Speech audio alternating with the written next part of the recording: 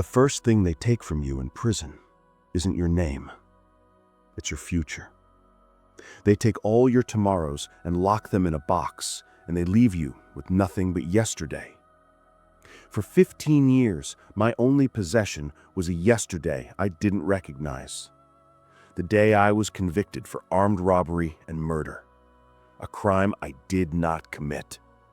I spent 5,475 days in a concrete box, dreaming of the outside world, of the sun, of a life that was stolen from me. The anger I felt was a fire that could have burned me to ash, but I learned to bank it, to turn it into cold, hard resolve. I had to survive.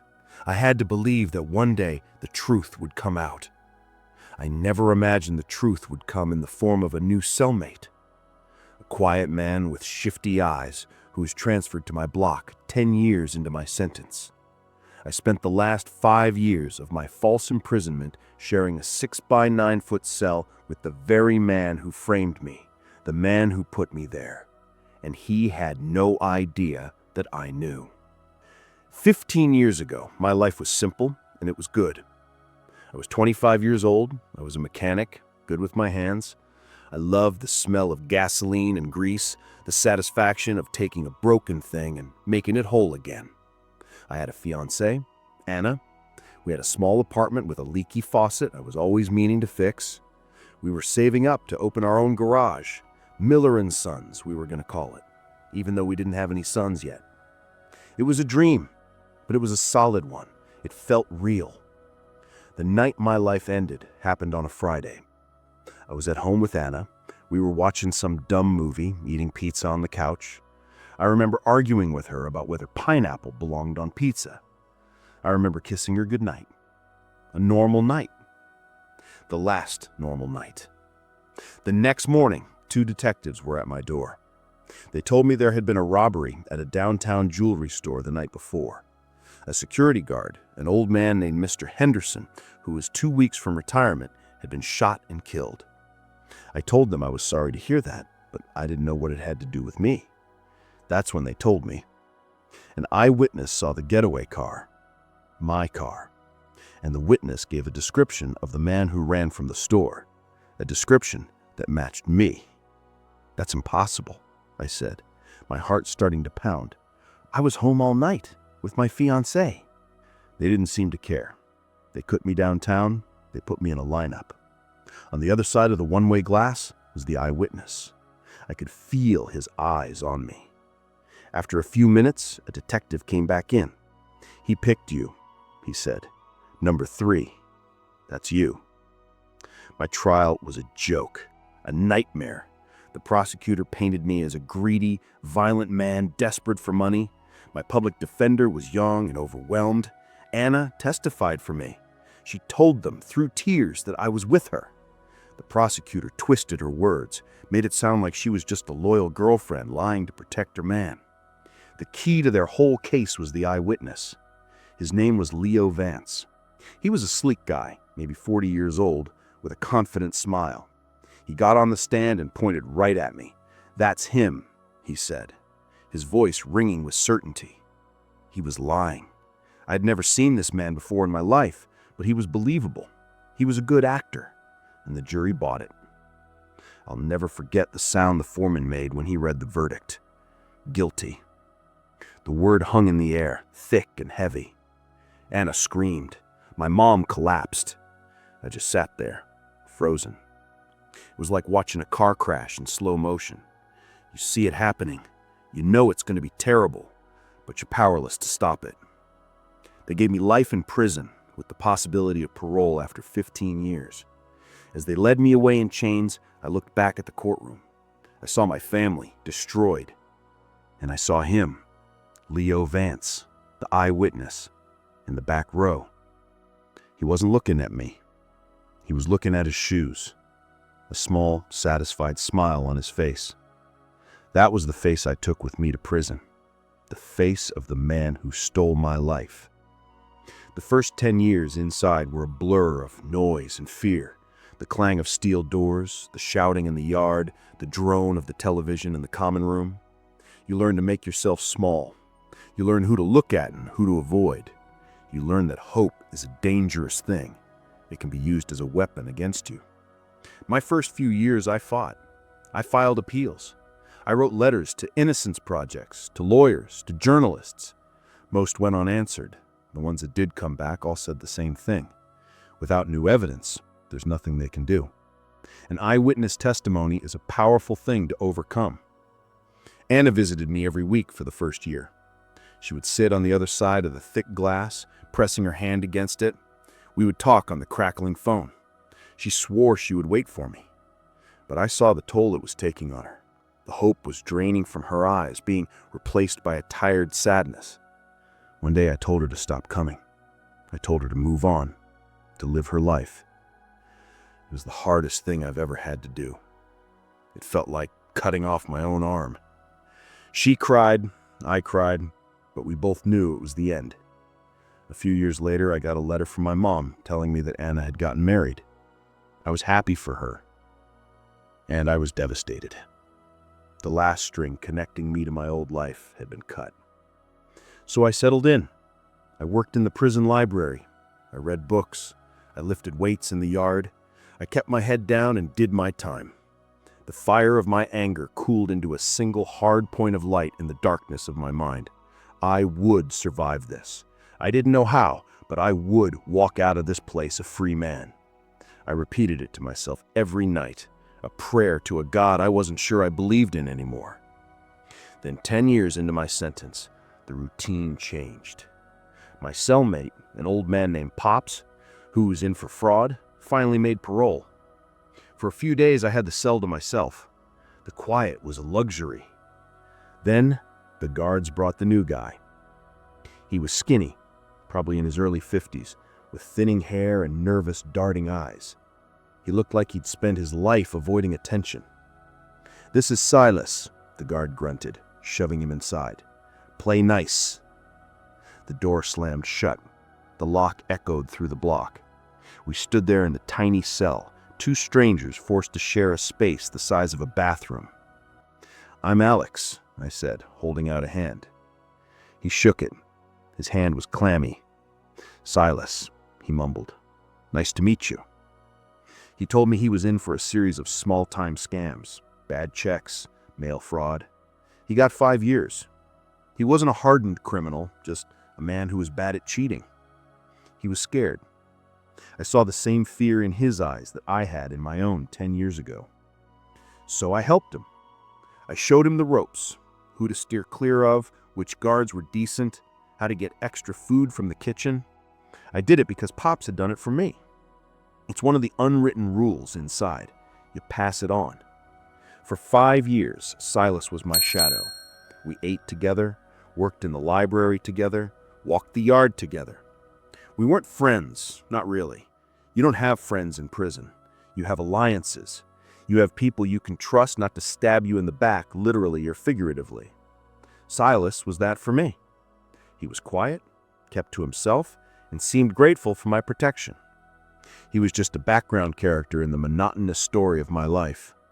Until one night, one stupid, forgettable night that changed everything. We were lying in our bunks, the lights about to go out for the night.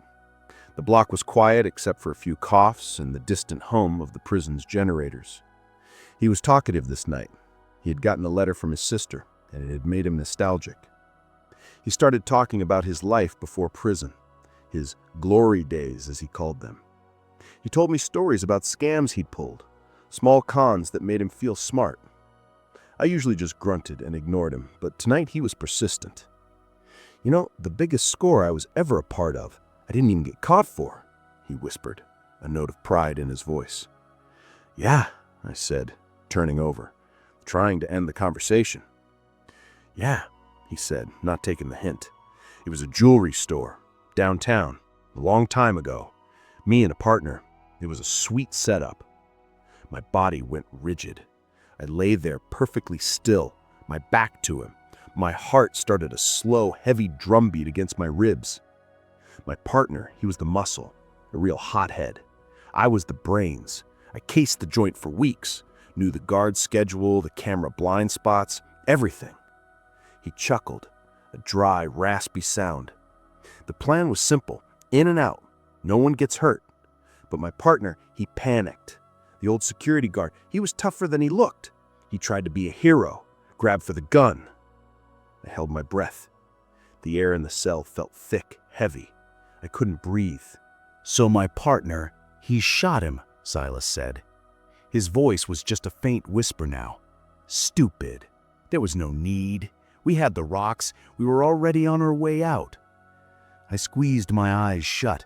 I could see it. Mr. Henderson, the man who was 2 weeks from retirement. "We got away clean," Silas said, sighing.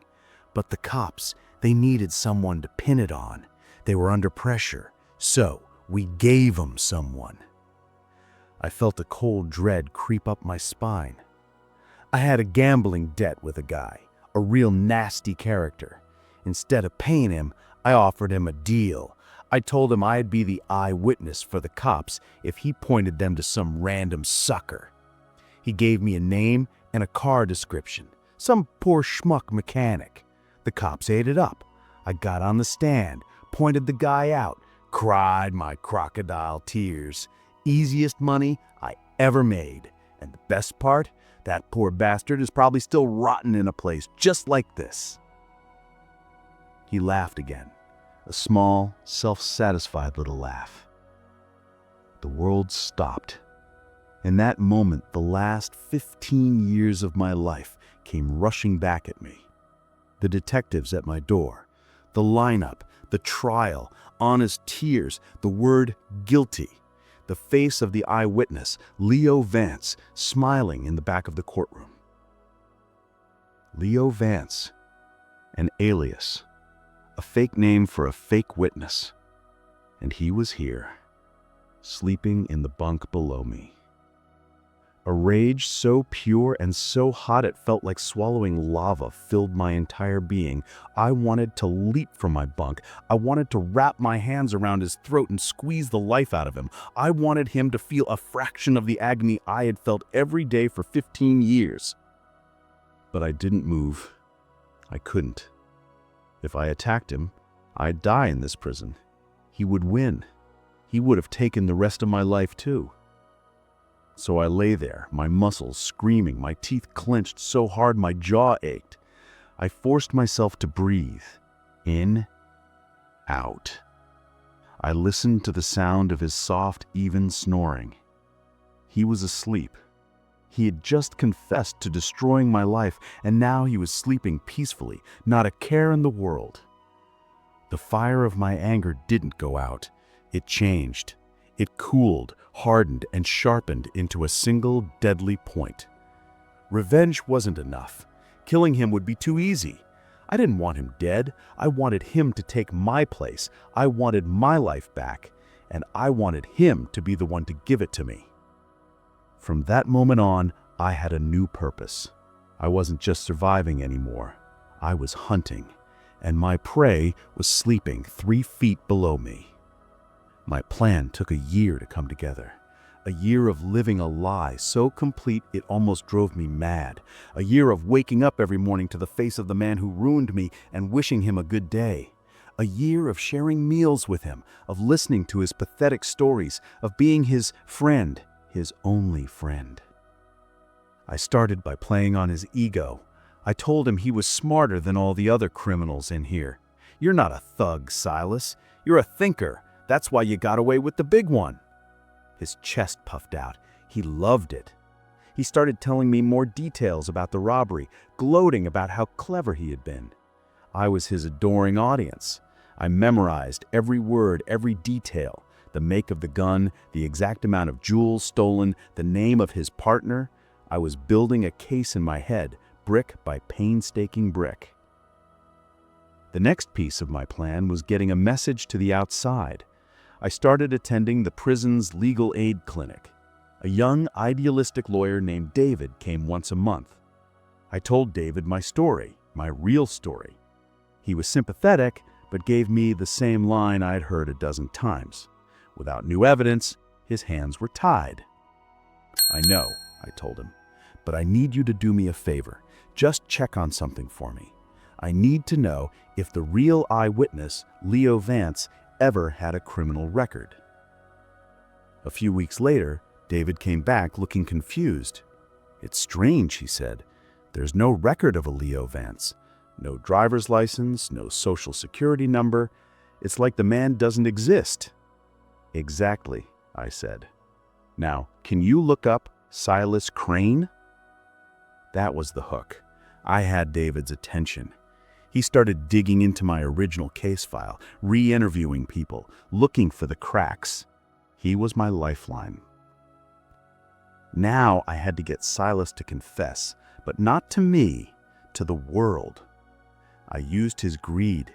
I started a rumor in the yard, a whisper about a true crime author who was paying big money for exclusive stories from inmates, real stories of crimes that were never solved. I brought it up with Silas. I said, "A guy like you, the story you told me, that's the jackpot. You could sell that, make a fortune for when you get out." His eyes lit up. Greed was his great weakness. "But they'll want proof," I added. "They'll need details only the real killer would know. You'd have to write it all down, everything, to prove it's legit." "How would I even get it to them?" he asked, the bait fully taken. "My lawyer, David, he's a bleeding heart. I can tell it's my life story, my confession, and ask him to mail it to a publisher for me. He won't even read it." It took him a week to decide. A week of me casually mentioning what he could do with the money. A house, a car, a life where he didn't have to scam people for chump change. Finally, he agreed. For the next 2 weeks, Silas wrote. He filled page after page of a legal pad with his story. He wrote down everything: the planning, the robbery, the shooting, the name of his partner, and he wrote down with great pride how he created the character of Leo Vance and framed some poor schmuck mechanic for the whole thing. He was writing his masterpiece, his confession, his ticket to fame and fortune. He handed me the thick stack of papers with a triumphant smile. "This is it, Alex," he said. "This is our ticket out of the gutter." "Yeah," I said, my voice flat. "It is." The next time I saw David, I gave him the pages. "It's my confession," I told him, just as I had told Silas I would. "But it's not my story. Read it, please." I watched him as he sat in the visitor's room and read. I saw his eyes go wide. I saw him flip back to the first page, then read a passage again, his mouth hanging open. He looked up at me. His face was a mixture of shock and horror. "Oh my God, Alex," he whispered. "This is it."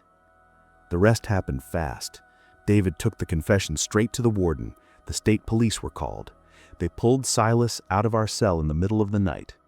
They had his partner, a man living a quiet life in another state, in custody within 48 hours. He confessed immediately, corroborating everything in Silas's written statement.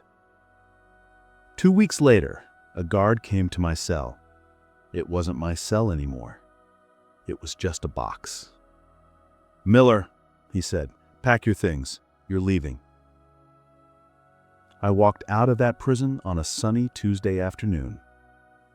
I had walked in a boy of 25. I was walking out a man of 40. The sun felt warm on my face. The air smelled of cut grass and car exhaust. The sounds of the world, the traffic, the birds, people talking on their phones, it was all a symphony. I stood there for a long time, just taking it all in. I was free. I never saw Silas again. He was convicted of murder, conspiracy, and perjury. He will die in that prison in the same concrete box where he unknowingly confessed to me. He got what he deserved, not a quick death, but a long, slow, grinding life sentence, just like the one he gave me. My life now is quiet. I didn't get a big settlement from the state, just enough to start over. I have a small apartment. I work at a garage fixing cars. I'm taking it one day at a time. The 15 years they took from me, they're gone. I can never get them back. The ghosts of that time will always be with me. But when I wake up in the morning, I can open a window. I can make my own coffee. I can walk outside and feel the sun on my skin. I am not a number anymore. I am a man who was sent to hell and found his way back. And my future, the one they stole all those years ago, is finally mine again. Thank you for listening to my story. They say the best revenge is living well. I'm trying to do that every day. But I have to wonder, if you were in that cell, knowing what you knew, could you have waited? Or would the rage have been too much? Let me know in the comments. If you found this story compelling, please consider liking the video and subscribing to the channel. It helps more than you know. Thanks for your time.